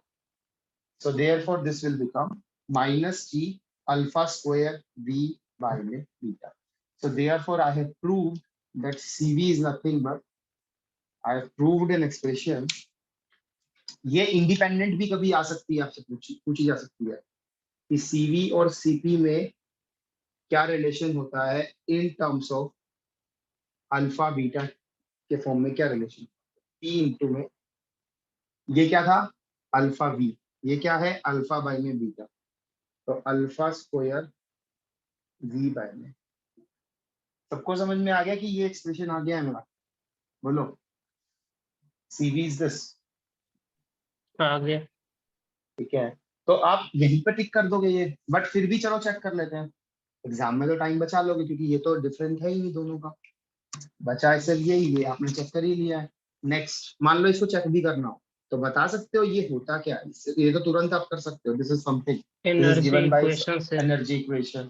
तो एनर्जी इक्वेशन देखो, use energy equation, T del use, P by del T constant V minus P. Very good. तो P प्लस में del U by del V it is equal to T del P by del T at constant V। अभी देखो मुझे ये निकालना है, तो therefore del U by del V at constant T is nothing but T minus का, तो देखो ना ये क्या है, del P by del T at constant V, del P by del T at constant V अभी निकाला है मैंने, alpha by beta. Alpha by beta. So this is nothing but alpha T by में बीटा माइनस का। तो proof कर दिया ना मैंने, इसको इंडिपेंडेंटली निकाल दिया, इसको इंडिपेंडेंटली निकाल दिया। एक तरह से देखो कितनी सारी एक्सरसाइज करवा ली मैंने आप लोगों से कि this thing is equivalent to this thing is equivalent to this. And hence du is दिस। अच्छा क्वेश्चन था या नहीं कि a is wrong and b is बहुत करेक्ट? अच्छा था। ठीक है, इसको नोट करो पहले, फिर आगे चलते हैं। सी और डी,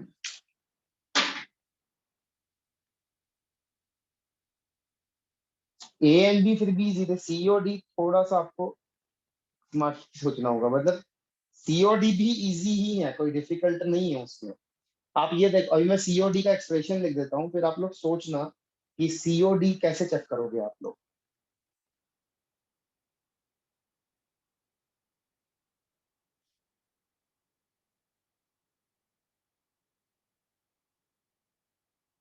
मैं सी और डी ऑप्शन लिख रहा हूँ बोर्ड पे, फिर आप लोग अप्रोच आप लोग सोचना। अब ऐसे ही जैसे मैंने ये ए और बी कर दिया, आप सी और डी अब आप लोग सोचना। C and D, starting point आप लोग सोचना, D H equals to C P D T plus में v इंटू में 1 minus alpha T D P D H equal to C P D T minus में v अल्फा टी डी। तुम लोग देखो कैसे शुरुआत करने का मन कर रहा है। जैसे यहाँ देखा था आपने du is as a dt function of dv, T du is dt dv। ऐसे ही यहाँ पे देखो, हाँ सही बोला, dh is dt dt, dh is dt। कैसे शुरू करोगे? h is a function of T and P t and p, very good. So therefore dh will be equal to del H by del T constant P constant D p dt plus में del del h H by by में del P constant constant t। P D P. तो किसी तरह ये दो partial derivative निकाल लो, काम बन जाएगा। दो पार्शियल डेरिवेटिव कैसे निकालें? आपको ये पार्शियल डेरिवेटिव तो पता होना चाहिए, मैं खुद इतनी बार आप लोगों को करवा चुका हूँ मैक्सवेल पोटेंशियल वाले यस चैप्टर में। सीपी का है सर ये। ठीक है, जैसे MCP। तुम्हें जैसे तुमने del U by del T at constant v देख करके तुम एक बार अभी जस्ट चिल्ला के पढ़े थे कि सर सीवी है, ये तो तुरंत दिख रहा है तुम्हें। ऐसे ही बेटा आपको ये तुरंत दिखना चाहिए। सीपी होता क्या है बच्चा लोग? CP सीपी होता है यानी T del S by del T at constant P, ये होता है बिल्कुल। सो देयरफॉर, और साथ में great physicist have studied under very fine teacher. और डीएच जो होता है दैट इज टीडीएस प्लस में वीडीपी। अगर आइसोबारिकली हीट कर रहे हो तो डीपी इज 0। आइसोबारिकली हीट कर रहे हो तो इसका मतलब del H by del T at constant P is nothing but E del S by del T at constant. Pressure constant है ना, so DP is 0। So therefore ये सीपी को लिखने के दो तरीके होते हैं। सीपी जो कि ये होता है del Q by del T at constant P, this is also equal to T del s by del t at constant p. This is also equal to del h by del t at constant p. तो इसलिए ये चीज तो आपको तुरंत दिख जानी चाहिए सीपीडीटी। और इसीलिए मैंने यहाँ पे कुछ आपको डिफरेंस नहीं दिया। मैंने कहा बच्चे तो फिर धजिया उड़ा देंगे क्वेश्चन की अगर मैंने यहीं पे एक डिफरेंस दे दिया कि वो तो तुरंत कर देंगे। तो ये तो बच्चों को तुरंत दिख जाता है कि सर ये तो हमें समझ में आ गया था। अब नेक्स्ट क्या, प्लस में del h by del p at constant p dt। अब del h by del p at constant p कैसे निकालूं? del h by del p at constant p कैसे निकालूं? देखो, अगर मैं इसी इक्वेशन को डिवाइड कर दूं बाय dp तो क्या होगा? del h by del p at constant t divide कर रहा हूं तो इसका मतलब constant t पे डिवाइड कर रहे हैं तो t तो बाहर आएगा, और del s by del p at constant t, और इसको dp से ही डिवाइड कर रहे हो, इस पूरी इक्वेशन को dp से डिवाइड कर रहे हो तो बचेगा क्या? एक v। सिर्फ क्या बचा? v। so del h by del p at constant t is nothing but t del s by del p at constant t plus में volume. Can you tell me ये होता क्या है? कोई मैक्सवेल रिलेशन कुछ लगाओ जिससे del s by del p minus del T by del V at constant P. यहीं पे कर दूं, इसकी जगह लिख दूं minus del v by svtt वाली इक्वेशन लगा रहा हूं तो माइनस, बताओ क्या होता है? Minus del T by at constant del v by del t at constant p। अब ये देखो ये क्या है? del v by del t at constant p in terms of alpha beta. बताओ क्या है ये? v इंटू अल्फा है क्या, v into alpha, alpha alpha into, yes ठीक है। सो दिस वुड बिकम, यहीं पे कर लो, v इंटू में अल्फा, अल्फा इंटू में v, v कॉमन आ गया, so this is nothing but 1। बहुत इजी क्वेश्चन था ये, प्रैक्टिस अगर है ना फिर तुम्हारी। So therefore option C is correct, option B is correct. मतलब ये तो बीइंग अ टीचर मुझे तुमको इतना खोल खोल के बताना पड़ रहा है, but being a student I can skip many of the steps and do it within no time. Sir एक इसमें डाउट है मेरा। हाँ बोलो। सर वहाँ पे जो आप DH की वैल्यू लिखे, del H by del P at constant T, आप इस तरह कैलकुलेट किए हैं। ये अगर पहले हम बताओ, इसको, ये इरेज कर दो, लेफ्ट पार्ट इरेज कर हाँ दो, हाँ हाँ वो हो गया। ठीक है। यहीं पे लास्ट स्टेप हाँ। में आकर रुक गया था सर। ये मेरे को लगा कॉम्प्लेक्स हो जाएगा, पता नहीं क्या छोड़ दिया उसको। हाँ सर चलो बताओ, डाउट बताओ। Sir del H by del P को एट कॉन्स्टेंट टी हम लोग ऐसे नहीं कैलकुलेट कर सकते, क्योंकि del H by del T into del T by del P, आप देखो ऐसा भी जरा कुछ देखो, कर। यहाँ देखो, ये है, ठीक है, यही है ना, हाँ ठीक है। अभी देखो, मुझे निकालना है ये डेल एच बाई, यही निकालना है ना, इसी पे डाउट है ना। हाँ नहीं, यहाँ से तो आ रहा है आप जो तरीका करा है। हम कह रहे हैं कि उसमें अगर दूसरे मेथड से सोचें, तो जैसे आप हाँ मैथमेटिक्स कराए थे कि del H by del P at constant T को हम लोग ऐसे भी लिख सकते हैं, del H by del T into del T by del P at constant T, लिख सकते हैं कि तो लिख सकते हैं, बिल्कुल।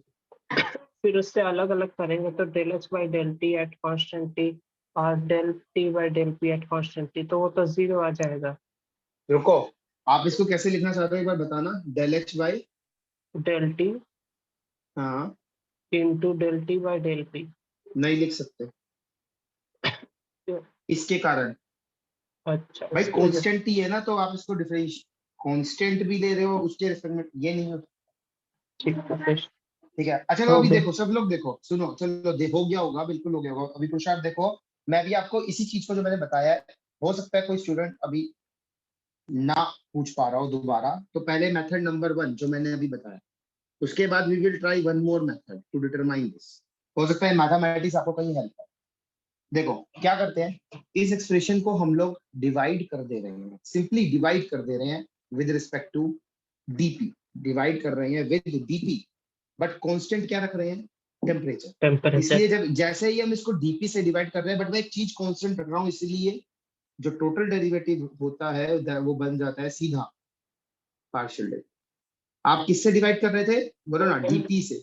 डीपी क्या टी कांस्टेंट डेल रख एस रहे थे, by del P temperature, temperature, तो ये del S by del P at. वो नेक्स्ट 0 डीपी से डिवाइड कर रहे थे तो प्लस, वी। डीपी से डिवाइड कर रहे हैं वी। तो एक तो ये मेथड है, इसके बाद फिर मैंने मैक्सवेल रिलेशन लगाया। मैक्सवेल रिलेशन होता है एसवीटीपी वाला, नेगेटिव वाला मैक्सवेल रिलेशन। तो ये आ गया minus P del V by del T at constant P plus V. ये तो है method number 1 of arriving at this result.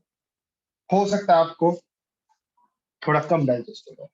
Method number 2 for you guys is as following. देखो ध्यान से देखो, मुझे क्या निकालना है, किसका partial derivative with respect to what, h का partial derivative with respect to p, keeping क्या कांस्टेंट, t कांस्टेंट। ये इजी हो जाएगा मेरे लिए निकालना अगर यहाँ पर राइट हैंड साइड में समथिंग मल्टीप्लाइड विद dp हो, प्लस में समथिंग मल्टीप्लाइड विद dt हो। बोलो हाँ या ना, इजी हो जाएगा या नहीं, बोलो ना। अगर मैं dh को ऐसे लिख लूं, something multiplied with dt plus something multiplied with dt, तो क्या ये तुरंत नहीं बता दोगे आप, ये चीज फिर क्या हो जाएगी, सिंपली यही नहीं हो जाएगी, हाँ del h by del p at constant, है ना। Yes sir. तो अब देखो, अब आप इस टास्क के साथ चलो, क्या आप ये कर सकते हो, क्या आप इससे किसी तरह ये निकाल सकते हो, इससे ये कैसे निकाल, किसको क्या करना पड़ेगा, किसके साथ छेड़छाड़ करना, किसको चेंज करना पड़ेगा, ds को लिखना पड़ेगा in form of dp dt, बोलो। Yes sir. और तुमको कितनी बार करवाया टीडीएस इक्वेशन को इन form of dv dt dp, कर लो ना। देखो मान लो ये है इक्वेशन नंबर 1। इक्वेशन नंबर 1 में मैं अब ये करना चाह रहा हूँ, मैं स्टार्ट करना चाहता हूँ, मेरे को लिखना है S D S in form of DP D T. तो स्टार्ट करूंगा S as a function of, तो D S will be equal to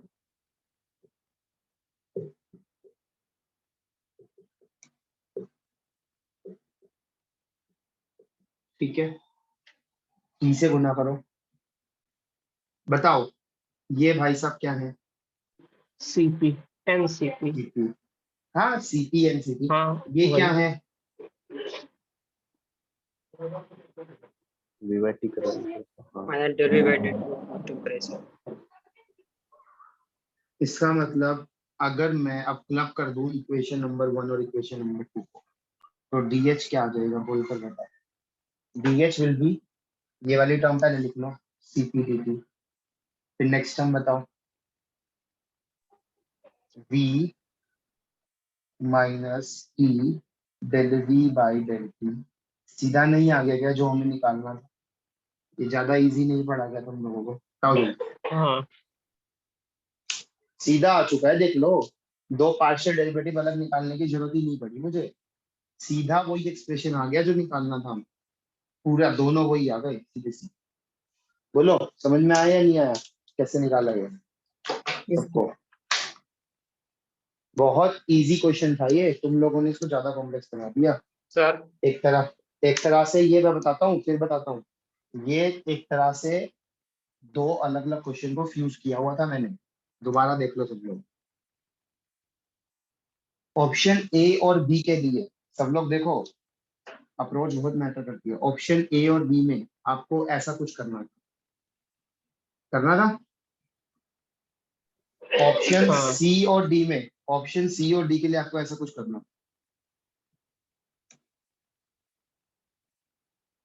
ठीक है? ये task, it was fusion of two types of question. देखो जरा, आपको पता है great physicist have studied under very fine teachers, तो डी यू किसके बराबर? TDS minus TD. पीडीबी। इसके बाद आपको क्या करना था, इक्वेशन नंबर 1 को क्लब कर देना था टीडीएस इक्वेशन, जो कि आप लिख सकते हो वो वाली in form of DV DT. मैंने लिखवा रखी है आपको कैसे लिखते हैं। आप जैसे ही इक्वेशन नंबर 1 और 2 को क्लब करते, आप चेक कर लेते आइदर ए इज करेक्ट और बी इज करेक्ट। यहाँ पे क्या करना था, डीएच किसके बराबर? टीडीएस प्लस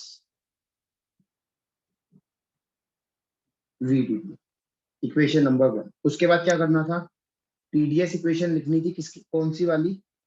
डीपी और डीटी वाली। जैसे ही इक्वेशन नंबर 1 और इक्वेशन नंबर 2 को क्लब कर देते, आप चेक कर लेते ऑप्शन सी या डी। बात समझ में आई या नहीं आई? हाँ भी सर, ये ठीक वही है ना टीडीएस सचिन? क्वेश्चन है। हाँ लास्ट सचिन क्या वाली ना। बोल, सचिन ने टेस्ट स्टार्ट होते ही क्या बोला?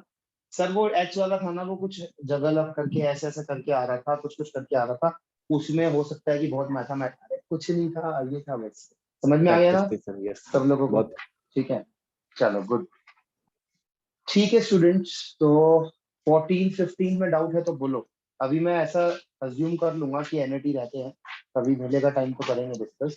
14-15 में है तो बोलो। नहीं एनएटी सर, घर में ट्राई करेंगे। 14-15 में है तो बोलो। सब हो जाने वाले हैं सर। सर वो बस एलएन वाला जो क्वेश्चन था ना सर, उसको छोड़ के ना सारे बन जाने वाले अगर टाइम रहता तो। चलो तो अब ऐसा करना सही है, अब आप लोग सब लोग एक एक ट्रायल देना, दोबारा इसको करके देखना। इन क्वेश्चंस को बनाने में literally I have taken a complete day. वो क्वेश्चंस डाले हैं जो मुझे लगता है कि बहुत प्रोबेबल है, सर बहुत ज्यादा प्रोबेबल। असाइनमेंट से सर अच्छा क्वेश्चन था उसमें, टेस्ट में जो डाले। अभी देखो, अभी तुमने ध्यान नहीं दिया, क्वेश्चन नंबर 20 पे जाओ एक बार। क्वेश्चन नंबर 20 जैम 2022 का क्वेश्चन, पैकेज में भी है सर 87 या सर? कुछ ऐसा करके 86 ठीक है, हाँ। क्वेश्चन नंबर 20 आपकी असाइनमेंट नंबर असाइनमेंट बुकलेट में भी है।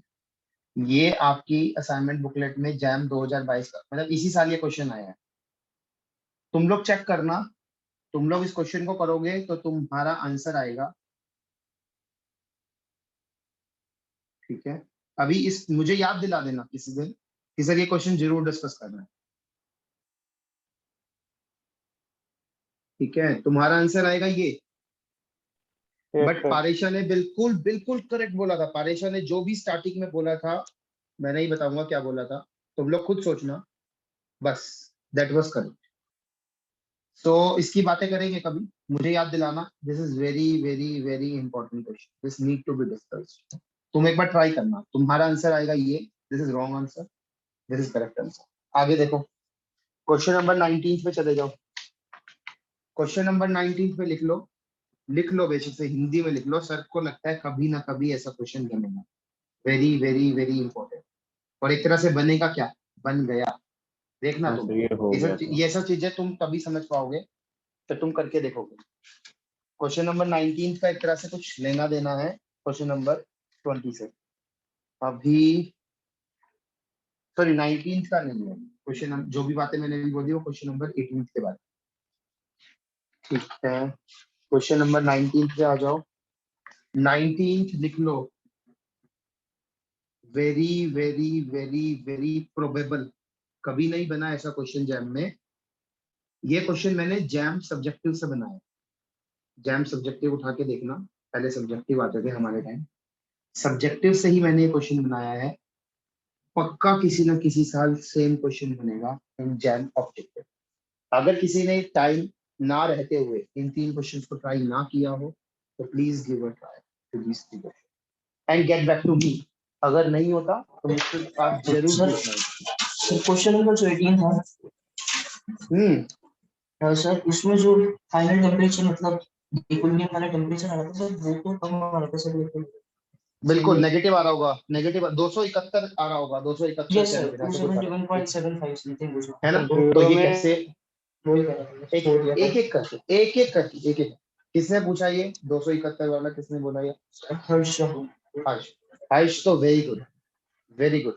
तो हर्ष क्या लगता है आपको, इसका मतलब जो ये हमें हमें आपने क्या सोचा? आपने सोचा कि पूरी आइस मेल्ट हो गई होगी, पूरी आइस मेल्ट हो गई होगी तो कुछ फाइनल टेम्परेचर पहुंचा होगा गैस का, और फाइनल टेम्परेचर जो निकल कर आया गैस का वो आया आपका लेसर देन 0 डिग्री सेल्सियस। तो इसका मतलब हर्ष आपकी स्टार्टिंग सोच ही गलत थी। इसीलिए मैंने कहा वेरी वेरी वेरी इंपॉर्टेंट। मुझे लगता है कभी ऐसा क्वेश्चन आएगा, तुम फिर से सोचना क्या पूरी आइस मेल्ट हो भी पाएगी यहाँ पे, सोचना आप। ठीक है, एक बार करना एक बार ट्राई करना। 18, 19, 20 सब ट्राई करेंगे। टाइम लो, हर एक क्वेश्चन में आधा घंटा लो, टोटल 1.5 घंटा लो, 3 क्वेश्चन करो शांति से बैठ के, और फिर बताना मुझे हुए या नहीं होते तो फिर देखेंगे। सर इन चैप्टर्स के फिर से टेस्ट होंगे क्या, मतलब अभी? मैं बता दे रहा हूँ कैसे क्या होगा। अभी केटीजी और एसएम का टेस्ट होगा कंप्लीट होने के बाद, उसके बाद फिर मैं एक कंप्लीट क्लास टेस्ट लूंगा, कंप्लीट पूरा। उसके पूरी बाद थर्मोस्टेट का सर? पूरी थर्मोस्टेट पूरा। Okay sir. बट वो टेस्ट होगा अराउंड कुछ 1.5-2 महीने बाद कंप्लीट। उसके बाद फिर आपको मैं कुछ टेस्ट प्रोवाइड करवा दूंगा, जैसे भी जो आप टेस्ट दे रहे हो ना, ये मैं पुराने बैचेस को भी प्रोवाइड करवा जनवरी वाले में, ताकि वो भी कर। तो ऐसे ही जो न्यू बैच स्टार्ट होंगे उनके जो टेस्ट होंगे वो मैं आपको प्रोवाइड करा दूंगा, अनाउंस करा दूंगा कि आप लोग ट्राई कर लो, तो आप ट्राई कर लो, ठीक है ना। अभी और बैच स्टार्ट होगा क्या सर? हाँ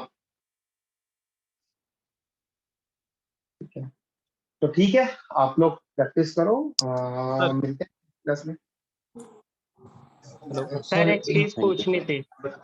हाँ हेलो सर, बोलो। क्लॉसियस क्लेपिरॉन इक्वेशन वाला जो क्वेश्चन पूछे थे। हाँ, बताओ क्वेश्चन। देखो सब लोग एक क्वेश्चन सुनो, अभी कुछ पुरुषार्थ बोल रहा है, ध्यान से सुनो, बोलो पुरुषार्थ। Clausius Clapeyron equation dp by dt equal to ml upon t v2 minus v1 होता है, और बिल्कुल ये होती है, फर्स्ट। लिखने दो। He's saying कि क्लोसियस क्लेपेरॉन इक्वेशन ये होती है, बिल्कुल सही बोल रहा है। dp by dt equal to ml by t। सब लोग ध्यान से सुनना क्वेश्चन, आप लोग ही आंसर करोगे। हाँ, ये Clausius Clapeyron इक्वेशन है, first order phase transition follow करती है। तो सर हाँ, है तो इस obviously तरीके this से is obeyed by this equation number 1 is obeyed bye बिल्कुल क्योंकि ये फेस ट्रांजिशन ही है, तो सर फेस ट्रांजिशन जो होता है वो आइसोथर्मल आइसोबारिक प्रोसेस होता है। बिल्कुल होता तो- है, इट इज तो D isothermal isobaric, and isobaric. बिल्कुल उस हिसाब से dt और dt 0 हो जाना चाहिए। उस हिसाब से dp 0 होना चाहिए एंड क्वेश्चन तो हमने क्या? सुन लिया कि उस हिसाब से dp dt 0 होना चाहिए, फिर भी 0 0 क्यों नहीं होते, फिर भी dp dt वाली किस मतलब कोई एक्सप्लेन कर सकता है इसको, कोई भी एक स्टूडेंट? हाँ Yes, सर, ये तो हम चेंज देख रहे हैं ना सर, Yes, sir, कर्व पे हम कि तो- अगर हम चेंज करते हैं तो कितने से वो चेंज होता है, मतलब ट्रांजिशन टेम्परेचर ट्रांजिशन प्रेशर कितने से चेंज होगा अगर हम किसी एक पैरामीटर वो को तो चेंज सर हम करते हैं। जो क्या करते हैं, सर ये तो हम एक्सटर्नली चेंज करेंगे, हम दूसरे में फिर देखते हैं रिजल्ट क्या चेंज आएगा। देखो सुनो, मतलब- मुझे पता है, बात सुनो, मुझे आता है, ठीक ट्रांजिशन है? के पॉइंट सर अभी चेंज कर दे रहे हैं। अभी मैंने क्या कर दिया है, मैंने आप लोगों को टीचर्स बना दिया है और पुरुषार्थ स्टूडेंट, उसको एक्सप्लेन करो और साइमल्टेनियसली मैं भी सुन रहा हूँ। अभी तक मुझे कोई ऐसा आंसर नहीं मिला कि मुझे लगता हो कि पुरुषार्थ समझ पाया हो, और मुझे समझ में आ रहा है कि आप लोगों को आता है। यही देखो मैं बता रहा हूँ, यही एक बहुत बड़ा टास्क होता है जो अभी आप लोग नहीं कर पा रहे हो। You are not able to convince someone. आप लोगों को आता है बट वो आना यूजलेस है जब तक तुम सामने वाले को ना समझा पाओ। तो try it once more. Anyone कोई इसको समझा पा रहा हो पुरुषार्थ को? ये पॉइंट क्वेश्चन समझ में आ गया ना? पुरुषार्थ का डाउट समझ में आ गया तो एक्सप्लेन करो। फिर dp बाई dt जो है यहाँ पे निकाल रहे हैं कि अगर हम उस कर्व पे जो हमने सर वो कर्व निकाला था लाइक उस पे कर Sachin wants to take help of this, let me help him. Sachin wants to take से कि सर एक बार आप ये बनाओ, तो for your help I am drawing this. चलो हाँ सी सर, इस पॉइंट, कर्व ट्रिपल पे पॉइंट, सॉलिड, लिक्विड, गैस। एक ले लेते हैं, मान लो Purusharth is talking about let us say solid to liquid, melting की बात कर रहा है, तो हम कंसंट्रेट कर लेते हैं इस ग्राफ पे मान लो। हाँ तो अब बोलो, आप बीटा ग्राफ के बारे सर में कि बोलो। इस पे सर ये लेटेंट है, फर्स्ट ऑर्डर है, तो लेटेंट हीट का इन्वॉल्वमेंट होगा। लेटेंट हीट सर की एक फेज से दूसरे फेज में ट्रांजिशन के लिए होता है। तो सर इस पे कोई भी एक सबस्टेंस के लिए एक फिक्स पैरामीटर पे, मतलब अगर प्रेशर को हम फिक्स रखते हैं 1 atm रखते हैं, तो उस पे एक फिक्स टेम्परेचर ही आएगा जो उसके फेज ट्रांजिशन को शो करेगा। लाइक वाटर के लिए हम देखते हैं तो 1 atm पे 100 डिग्री सेल्सियस पे वो बॉईल होता है, और अगर सॉलिडिफिकेशन की बात करते हैं तो 0 डिग्री सेल्सियस पे होता है, उसके लिए लेटेंट हीट भी डिफाइन है। लेकिन सर अगर हम पैरामीटर्स चेंज करते हैं, अगर हम इसको माउंट एवरेस्ट पे ले जाके अगर हम सॉलिडिफाई करने की कोशिश करते हैं या मेल्ट करने की कोशिश करते हैं, मतलब प्रेशर में चेंज आ रहा है सर, और वो प्रेशर में चेंज इसमें माउंट एवरेस्ट के केस में डीके होगा, तो फिर dt में क्या चेंज होगा उसके हिसाब से ये कर्व रिप्रेजेंट करता है कितना t सरकेगा इधर से उधर, लेफ्ट टू राइट। पुरुषार्थ समझ में आया? हाँ, जो बताया वो समझ आया। क्वेश्चन का आंसर मिला? क्वेश्चन का आंसर नहीं मिला, मतलब जो बताया वो तो आ गया। चलो अभी देखो, मैं जो ये बता रहे हैं वो सही है, वो आपके क्वेश्चन का आंसर ही है, बट अभी देखो। वो जो शायद ये जो हाँ, कर्व चलो, है, बारिश का- ये जो कर्व है उस पे हर पॉइंट बताता है एक अलग अलग फेज ट्रांजिशन के प्रेशर और टेम्परेचर, ठीक है? तो ये वो उस प्रोसेस का कर्व नहीं है, ये अलग अलग ट्रांजिशन पॉइंट्स को ऐसे जोड़ जोड़ के कर्व बनाया गया है। बिल्कुल, तो this is meaningful, this is इसीलिए समथिंग मीनिंगफुल। इसीलिए जब तुम फॉलो कर रहे हो तो dp बाई dt ऐसा 0/0, मतलब दिस इज समथिंग मीनिंगफुल, ठीक है? तो बिल्कुल, आपने मैं भी यही भुला दिया मुझे मैं क्या बोलने वाली थी। ये देखो कितना चढ़ रहे हैं सर पे, मतलब लिटरली आज पहली बार ऐसा हुआ होगा कि मुझे किसी ने डांट लगाई होगी। चलो देखो आप नहीं। सुनो, देखो पुरुषार्थ, देखो आप लोग, देखो यहाँ पे देखो, चलो Yes, sir. वेरी गुड बेटा, यहाँ पे देखो, आपका क्वेश्चन है और ये बहुत मीनिंगफुल डाउट है यार, आ जाता है। अभी देखो, फेज ट्रांजिशन है, आइसोथर्मल आइसोबारिक बिल्कुल है। आइसोथर्मल आइसोबारिक कौन है? प्रोसेस। इस प्रोसेस को यहाँ दिखाओ, ये प्रोसेस यहाँ कहाँ होता दिख रहा है मुझे? क्या ये प्रोसेस पुरुषार्थ आपको यहाँ होता दिख रहा है? नहीं, ये नहीं। प्रोसेस यहाँ तो हो ही नहीं रहा। ये फेज ट्रांजिशन नहीं है, बल्कि फेज ट्रांजिशन तो बस ये पॉइंट है, ये है फेज ट्रांजिशन। बस एक point is depicting phase transition. इस पॉइंट पे फेस ट्रांजिशन हो रहा है, बस इस पॉइंट पे क्या हो रहा है, इस पॉइंट पे मतलब इस प्रेशर पे रहते हुए और इस टेम्परेचर पे रहते हुए सॉलिड से लिक्विड, लिक्विड से सॉलिड, सॉलिड से लिक्विड, लिक्विड से सॉलिड, ये है फेस ट्रांजिशन। बात समझ में आ रही है? मतलब इस पॉइंट पे हो रहा है ये process which is face transition. तो बताओ प्रेशर में कुछ चेंज आ रहा है इस प्रोसेस में? जब ये प्रोसेस अकर कर रहा है, सॉलिड से लिक्विड हो रहा है, लिक्विड से सॉलिड हो रहा है, प्रेशर में कुछ चेंज आ रहा है? नहीं आ रहा। टेम्परेचर में कुछ चेंज आ रहा है? नहीं आ रहा। इसी पॉइंट पे पड़ा हुआ सिस्टम, नहीं आ रहा। बट यही फेस ट्रांजिशन क्या किसी और P और T पे हो सकता है? बिल्कुल हो सकता है। दिल्ली में मतलब 1 एटमॉस्फेरिक प्रेशर पे सॉलिड टू लिक्विड होता है 0 डिग्री सेल्सियस।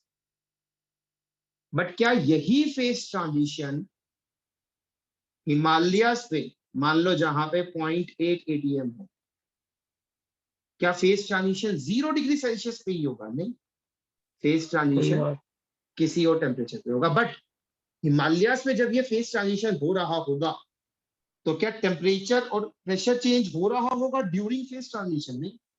नहीं, फेस ट्रांजिशन हो रहा है इस पॉइंट पे।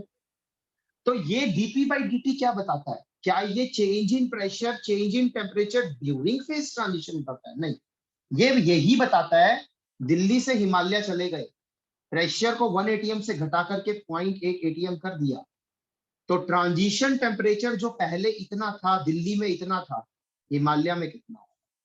बात समझ में आ गई? आ गया। ठीक है, बिल्कुल यही बोल रही थी बात छवि, और सचिन भी कहीं ना कहीं यही बोलना चाह रहा। यस सर, आ गया पूरा।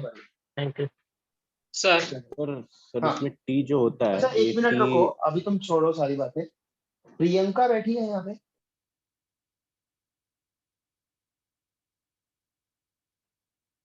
Priyanka, can you listen me? I can see कि आप बैठे हो।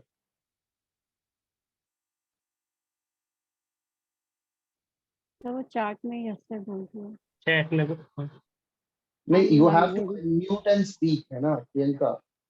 लाइब्रेरी में है। वो लाइब्रेरी में। This will not work. Please unmute and speak, unmute and speak. बोलो बोलो बोलो। This won't work. Yes, sir.